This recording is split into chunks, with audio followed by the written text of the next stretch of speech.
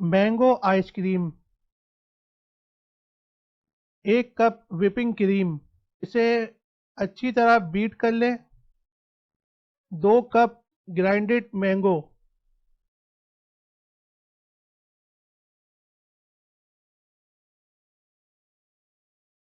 1 cup condense milk,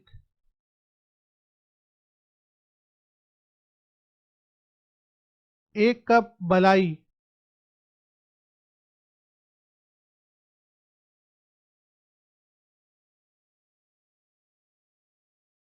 mix करें। 1 चाय का चमचा स्टेबलाइजर पाउडर, 1 खाने का चमचा नीम गर्म पानी,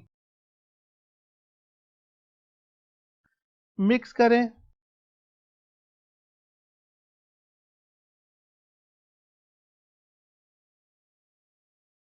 व्हिप क्रीम में मैंगो मिक्सचर मिला लें।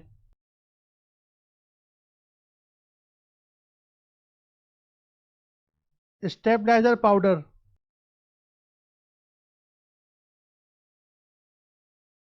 मिक्स करें।